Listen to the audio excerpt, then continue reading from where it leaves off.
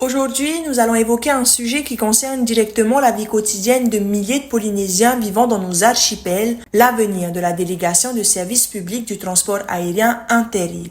Le président de la Polynésie française a décidé lundi dernier de la prolonger d'1 an dans l'attente d'un futur schéma directeur du transport aérien.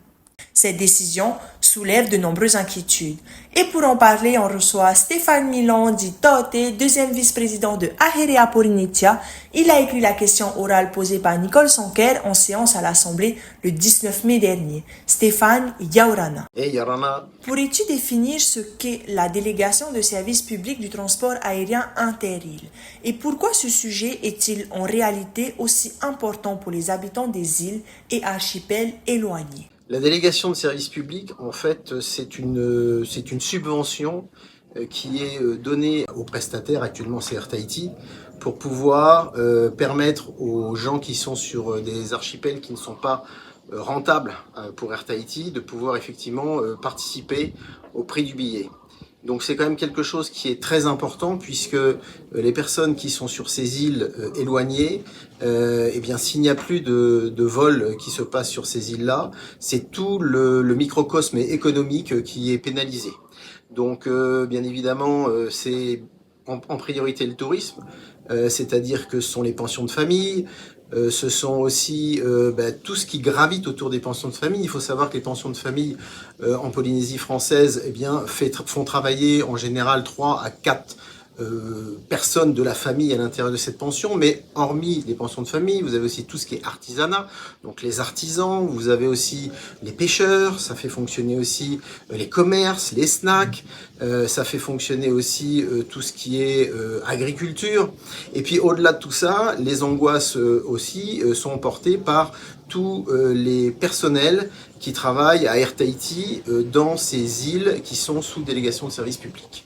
Qu'as-tu pensé de la réponse faite par le président de la Polynésie française, Moetai Broderson, en réponse à la question orale posée par Nicole Sonker? Suite de la question posée et de la réponse qu'a fait le président, qui est d'ailleurs, je le précise, le ministre du Tourisme, je me suis permis de faire un post sur Facebook déjà pour réexpliquer mon mécontentement par rapport à ce qui a été exposé, en tout cas ce qui a été répondu par le ministre du Tourisme.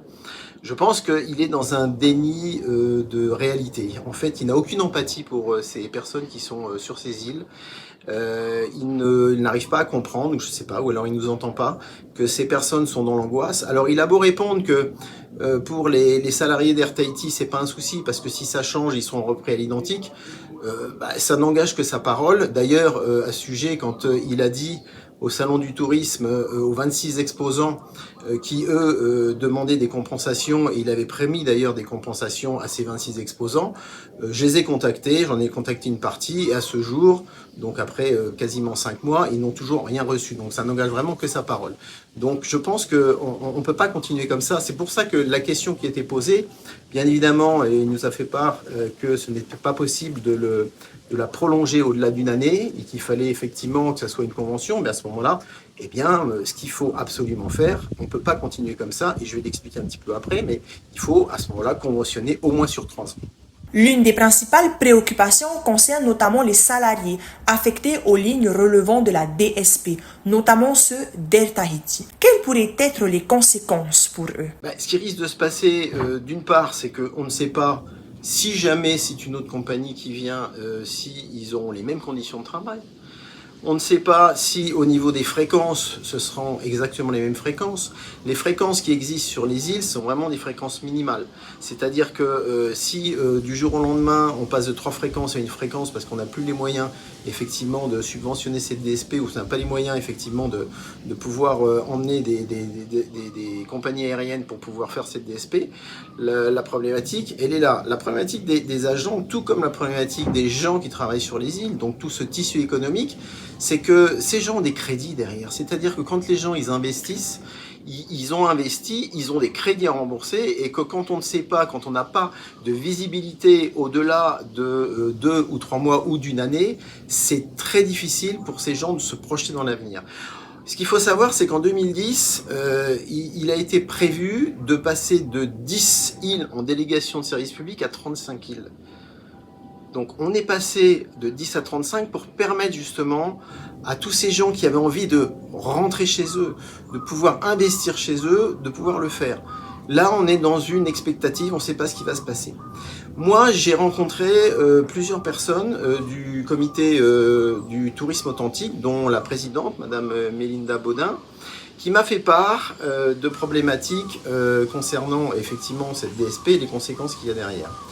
La problématique majeure, c'est que il faut savoir que le tourisme dans les îles, ce sont des touristes qui ne viennent exclusivement que de l'Europe. Sur les Européens qui viennent, on a 85%, ce sont des Français. La Polynésie, c'est le voyage de leur vie. Les gens, quand ils viennent en Polynésie, eh bien, ils ne décident pas 15 jours avant, 3 mois avant, 6 mois avant. En général, les voyages sont décidés, sont programmés à 2 ans. Et quand on a une délégation de service public qui est prorogée d'1 année, ça veut dire que si les gens veulent par exemple faire plusieurs îles, alors ils vont faire Bora, pas de souci. Ils vont faire Rangui, pas de souci. Et ils voudraient faire Makemo, eh bien la 3e île, ils ne peuvent pas l'avoir. Et qu'est-ce qui va se passer? Eh bien comme le planning qu'ils ont prévu en faisant ces 3 îles n'est pas réalisable, eh bien ils vont dire, bah ok, on lâche la Polynésie et on va aller aux Maldives. On va aller aux Seychelles, on va aller ailleurs, et du coup, il n'y a plus de touristes pour nous. Et ils sont toujours dans cette difficulté financière. La DSP, comme je l'ai expliqué dans la question orale que j'ai faite à Nicole, on ne peut pas décider de changer les règles du jeu 10 mois avant. Dans la question, j'ai bien posé la question en disant, depuis 2023, vous êtes au pouvoir, et c'est à ce moment-là qu'il faut réfléchir, qu'est-ce qu'on va faire à l'atterrissage 2026 par rapport à cette DSP. Et on ne peut pas mettre les gens dans les difficultés 10 mois avant, en disant « Ah ben voilà, on va mettre en place un schéma directeur du tourisme ». Alors ça concerne Airtate Inouï, ça concerne la DSP, mais on ne peut pas faire ça au dernier moment. Et je comprends tout à fait, et je soutiens tous ces Iliens qui sont là à se plaindre de ce qui se passe. Ils ne comprennent pas, et je pense que si Moëtais, il y avait des pensions ou avait de la famille dans les îles, peut-être qu'ils réagiraient différemment. Mais là, on ne peut pas continuer comme ça, c'est pourquoi je réitère encore ma demande au ministre du Tourisme, c'est à minima de pouvoir conventionner 3 ans pour redonner de la visibilité à tous ces gens et pour pouvoir leur permettre de pouvoir continuer leur activité, refaire fonctionner toute l'activité, et ça laisse en 3 ans la possibilité effectivement d'achever ce fameux schéma directeur de l'aviation. Tu as évoqué la situation des pensions de famille et de toutes ces personnes qui font vivre leur île. On pense notamment à tous les entrepreneurs locaux. Concrètement, quel impact sur l'économie des archipels?